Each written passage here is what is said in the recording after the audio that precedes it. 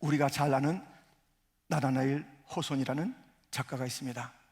그 작가가 아주 아름다운 글들, 의미 있는 글들을 많이 썼는데요, 그 중에 중글씨라는 그러한 그 단편이 있습니다.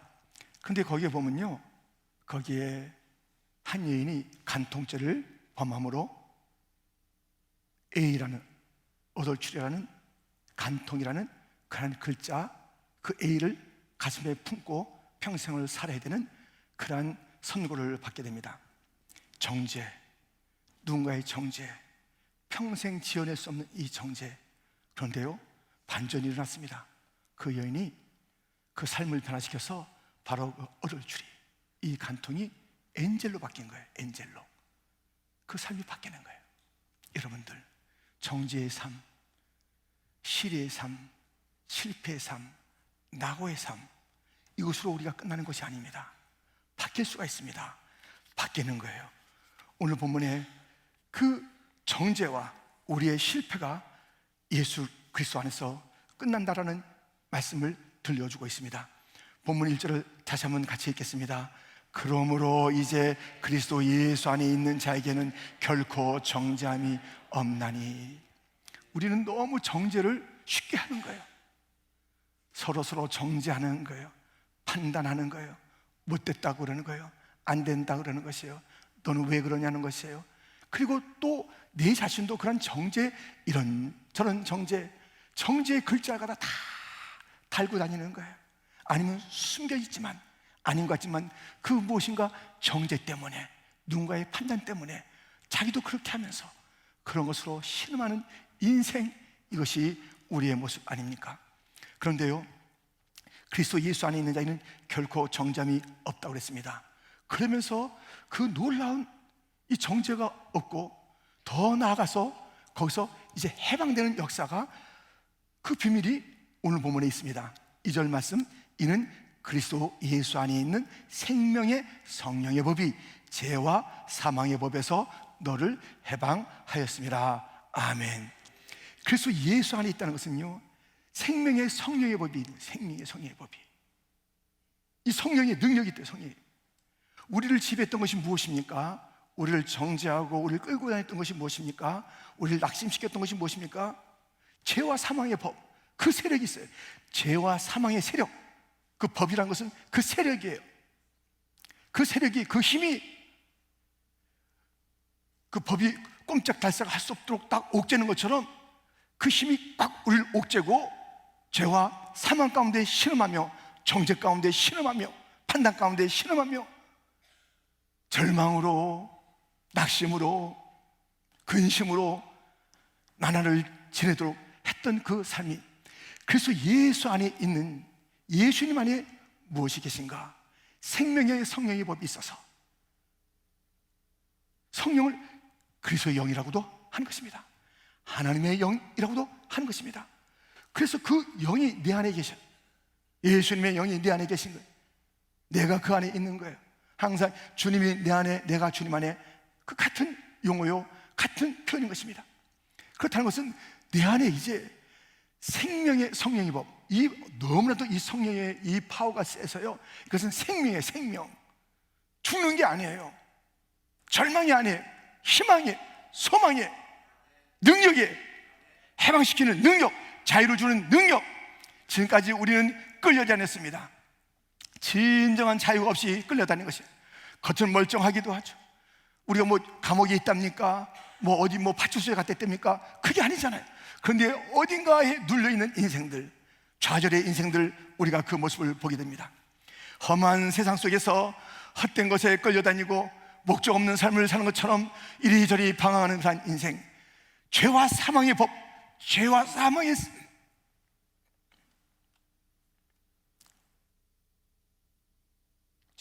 사망의 세력들이 모든 인생을 자기 마음대로 끌고 다니면서 너희는 나의 종이야, 나의 노예야, 이것이 이 죄와 사망의 법 아래 살아가는 사탄 마귀, 그 굴레 속에 살아가는 인생들의 모습인데, 이것을 깨트리고 여기서 자유를 주고 해방을 준 것은 무엇인가?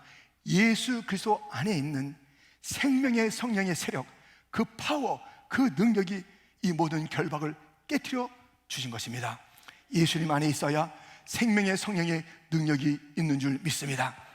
성령의 능력이 있어요. 성령의 능력. 성령이 오셨네. 성령이 오셨다는 것은 예수님이 내 삶 가운데 오셨다는 것이고, 그 예수님은 나를 해방시키시는 거예요. 정죄에 머물지 않게 하시는 거예요.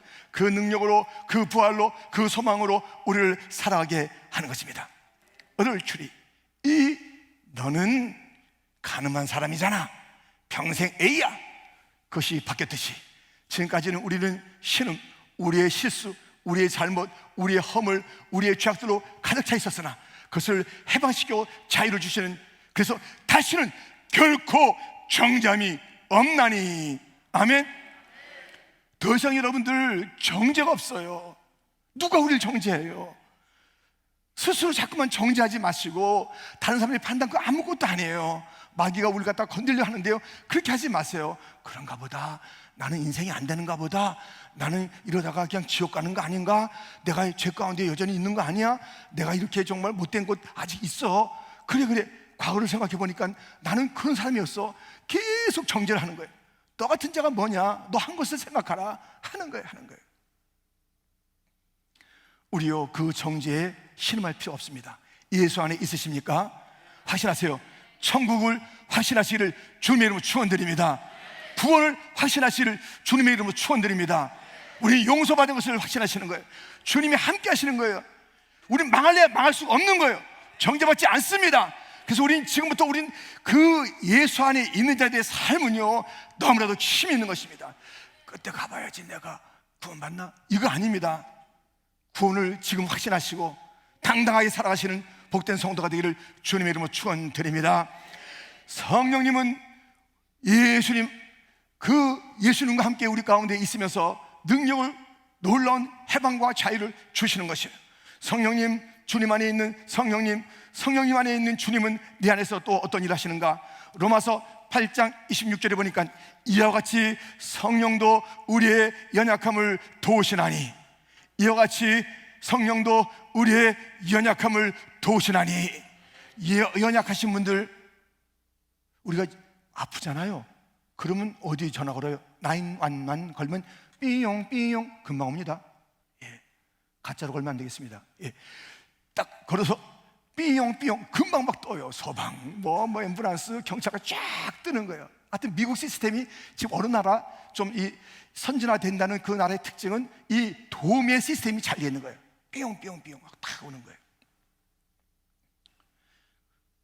뭐 그런 일은 없으면 좋겠지만은, 하여튼 그 아프니까는 앰뷸런스도 타보는 것이고, 또 응급실도 들어가 보는 것이고, 또 뭐 하여튼 유명한 의사도 만나는 것이고, 그런 일이 있어서야 되겠습니까만은 그런 일이 또 현실적으로 있잖아요.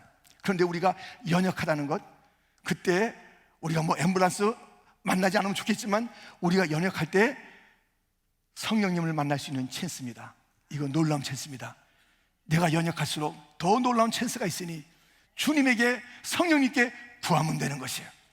내 도움이 없다고요? 베데스다 목가에 보면, 거기에 요한복음 5장에 보면요, 쫙 그 목가에 전체가 누구냐면 절망 덩어리 사람들, 상처 덩어리 사람들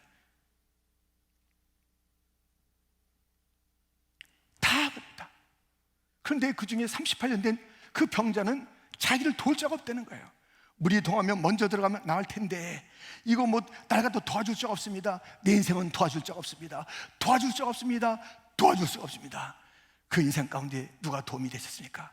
예수님이 도움이 되십니다. 아멘. 성령님이 도움이 되십니다. 왜 도울 자가 없다는 것이에요? 왜 연약한 대로 살아가시냐고요? 왜 그 베데스다 목가에서 38년 동안 왜 엎어져 있냐고요? 쓰러져 있냐고요? 왜 한숨 쉬고 있냐고요? 나는 도와줄 자가 없다고 38년 동안 왜 그 헛된 노래를 부르고 있냐고요? 나는 안 돼. 여러분들, 911보다 더 빨리 오는 것이 우리의 성령님의 도우심인 줄 믿습니다. 바로 스탠바이. 성령님은 우리의 보혜사라는 것은 스탠바이. 바로 옆에 계신 거예요. 바로 옆에 계시기 때문에 그냥 뭐 시간 걸리지가 않아요. 딴집 가서 기다리지 않고, 또 너 진짜야 가짜냐 확인하는 그 시간도 없어요. 그거 딱 보고서 가짜일 수 있으니까 그것도 없어요. 주님, 주여, 바로 도와줘.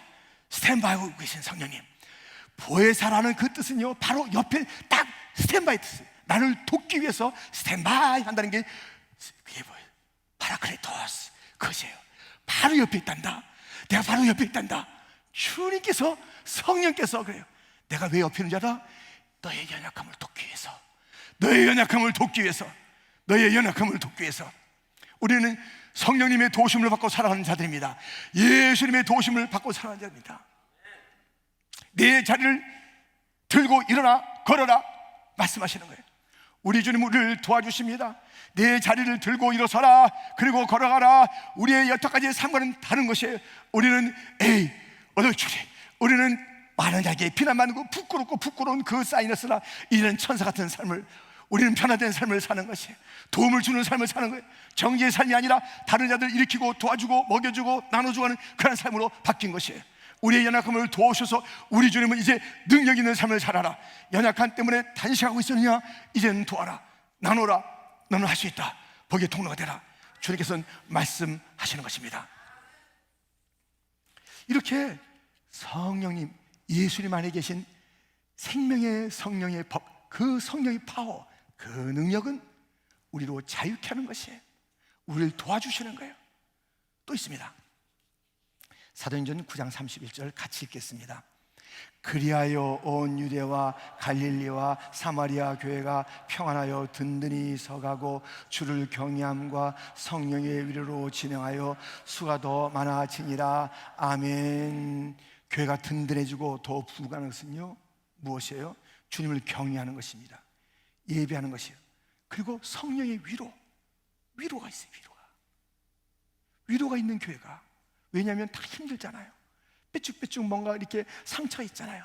근데 교회 나와서 더 상처받아요. 그럼 교회 나오고 싶겠습니까? 그 교회가 부흥이 되겠습니까? 든든히 서가겠습니까?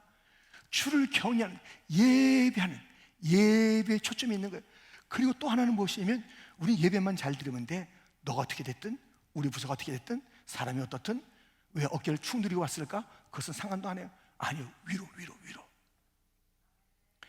요즘 뭐 총기 사고 나면요, 계속 들어가서, 특별히 학교에 이런 데 들어가서요, 총을 쏘고 많은 학생들도 죽고 교사도 죽고 자기도 막 극단적인 그런 일을 끝내는 그런 일들이 있습니다. 2013년 10년 전이에요. 10년 전 딱 8월 말인데 애틀란타의 한 초등학교, 아카데미라는 그런 초등학교에 실탄을 갖다 장전하고 들어온 그런 그 20세 청년이 있었어요. 땅바닥에 총을 쏘면서 다 죽일 거야. 막 아주 시범을 보여요, 시범을. 그러니까 이거 그때 800명이 있어요. 800명 그 학교에요. 800명이 있었는데요. 이제 터프라는 직원이 있어서, 여자 직원입니다. 이름은 터프인데 실제는 안 터프예요. 아주 안 터프한데요. 그 여자가 딱 기도를 한 거예요. 그리고 가서 살살살 기도하고, 주님 도와주세요. 이 상황입니다. 이거 지금 우리 큰일 났습니다. 도와주세요 하면서, 난 다 죽이러 왔단 말이야 하고 그렇게 으름장을 놓고 있는 그 범인을 향해서 간 거예요. 가서 무엇을 했냐면, 왜 이렇게 힘든 일을 하고 있냐고, 무슨 어려움이 있냐고, 아니 무엇인가 불만이 있고 상처가 있는 거예요. 집에서 받았든 친구에게 받았든 학교에서 받았든 어떤 그 무엇인지 간에 상처 없이 그런 일을 하겠냐고요. 무언가 불만이 있는 것이고 속상함이 있는 것이고, 그것을 해결할 수 없고 달랠 수가 없어서 그것을 갖다가 그냥 남도 죽고 나도 죽지 않은 그 심보로 온 것 아니겠습니까? 이 문제가 있잖아요. 그러면서 하나하나 예를 다 꺼내가는데, 나도 하면서 자기 아픔도 이야기하고 상처를 얘기하는 거예요. 상처를 들어주는 거예요. 아픔을 들어준 거예요. 위로해 준 거예요. 그 위로받더니요, 그 청년이 정말 미안하네요 하고선 총을 내놓고 투항한 거예요. 투항. 그래서 그 당시에 상당한 이슈예요. 그 대통령도 전화해주고 너무 참 수고했다 그러고, 그 아주 용기 있는. 근데 그 터프라는 여자가 나중에 얘기하는 거예요. 나도 두려웠다는 거예요. 기도하고, 어떻게 저 사람 위로해야 되겠다, 저 상처를 좀 어루만져줘야 되겠다. 그랬더니 다 살게 되는 거예요. 우리요, 아픔이 있잖아요. 주를 경외하면 부흥하는 거예요. 자꾸만 그 교회가 늘어져 나가는 것이에요. 넓혀져 나가는 것이에요. 또 하나 필요한 것은 성령의 위로. 성령 받은 우리들이, 성령의 그 능력을 받은 우리들이, 성령의 자유를 받은 우리들이, 성령의 위로를 받은 우리들이 위로자가 되는 것입니다. 성령의 도구가 되는 것이에요. 누군가 위로를 해주셔야 돼. 예배 드리고 또 돌아갈 그런 상황도 있겠지만 오고 가는 동안에도 위로할 수 있고요. 또 친교하면서 선교에 들어가서 지역 또는 교육부 여러 지금 연습하는 그 속에서도 우리가 위로하는 거예요. 위로. 그냥 다 괜찮아 보이지만 무엇인가 아픔이 있다니까요. 부흥하는 교회는 위로가 있습니다. 상처를 감싸줍니다. 서로 귀를 기울여 주는 겁니다. 그래서 십자가가 수직도 있고 수평도 있는 것처럼 우리가 다 수직만 있는 것이 아니에요. 수평도 있어요. 하나님께서 우리에게 은혜를 베풀어 주셔서 이 아름다운 예배당도 주시고 또 교제할 수 있는 그런 카페도 주시고, 그것을 다 정말 하나님의 은혜 가운데 우리가 누리는 거잖아요. 우리에게 허락하신 이러한 선물들, 그 자리는 위로의 자리가 되는 거예요. 토기장이 주님께서 만져주시는 것처럼 그 주님의 빚어지는 모습으로 점점점 더 주님의 형상으로 닮아갈 수 있는 그런 자리가 되기 위해서는 성령의 위로가 서로에게 필요하답니다. 여러분들, 남편에게도 위로가 필요해요. 아내에게도 위로가 필요해요. 따뜻한 말 한마디 필요해요. 아이들, 이게 이 위로가 필요한 것입니다. 성령께서 위로, 성령의 위로로, 성령은 위로하시는 영이십니다.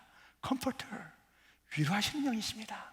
여러분들이요, 누군가를 최근에 위로해 보셨습니까? 누군가로부터 어떤 위로를 받아오셨습니까? 위로 없이 지난 내 인생, 위로받는 것도 싫고 하기도 싫고, 그것은 진정한 크리스천의 삶이 아니요, 내 안에 그리스도가 계신 삶이 결코 아닙니다. 그리스도가 계신 자들은요, 주 앞에 능력받아서 자유하고 주님 앞에 놀라운 일들을 갖다 함께 나누는 자가 되었으니 바로 위로자가 되는 그러한 삶을 사는 것입니다. 또 우리 성령께서 역사하시는 것이 있습니다. 그것은 다름 아닌 마태복음 10장 20절 말씀입니다. 같이 한번 읽겠습니다. 말하는 이는 너희가 아니라 너희 속에서 말씀하시는 이 곧 너희 아버지의 성령이시니라.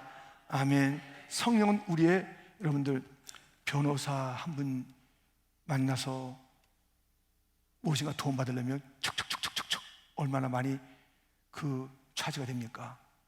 그리고 어떨 땐 제대로 된 변호를 못 받을 수가 있어요. 근데 성령님은 우리를 위해서 말해주시는 분이에요. 우리의 옹호자입니다. 변호자입니다. 우리 중재자입니다. 적극적인 중재자예요. 그것을 다 생각나게 해주시는 거예요. 말할 것을 생각나게 해주시는 거예요. 근데 이게 말하는 것 같지만요, 그러니까 성령님이요, 성령님이요. 그러니까 우리가 일상의 삶도 마찬가지예요. 일상의 삶도 성령께서, 그러니까 너희가 어떤 어려운 자리에 갔을 때 성령께서 말해주시니 성령을 의지하라는 그 말씀이에요. 너희가 어려운 자리에 끌려갔어. 나 어떻게 하면 좋지? 그건 너희가 무엇인가 변론하고 그게 아니라 성령께서 너를 위해서 말하는 그 역사가 있을 테니 너를 통해서 성령이 말하는 것 너는 하면서 우리에게 성령께서 말하시는 그 음성을 듣고 그것을 얘기하라는 것입니다. 여러분들, 성령에 민감한 자가 되기를 주님의 이름으로 축원드립니다. 성령이 말하는 것 같은 그런 자가 되어야 돼요. 말하는 것이 성령께서 하시는 것처럼. 하나님께서는 우리 예수님에게 하신 것이 있습니다. 그것이 무엇이냐면요, 성령과 능력을 기름 붓듯 했어요. 그래서 예수께서 다니시면서 선한 일도 하시고 그 일상을 살아가는데 무엇이 먼저 있었냐면 성령과 능력이 기름 붓듯, 그리고 일상입니다. 여러분들, 이 성경은 찾아오고 있습니다. 사도행전 10장입니다.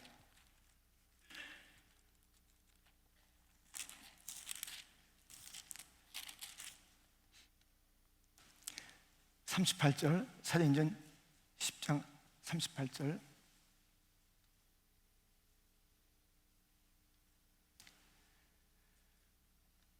같이 읽겠습니다. 하나님이 나사렛 예수에게 성령과 능력을 기름 부듯 하셨으니 그가 두루 다니시며 선한 일을 행하시고 마귀에게 눌린 모든 사람을 고치셨으니 이는 하나님이 함께 하셨습니다. 아멘.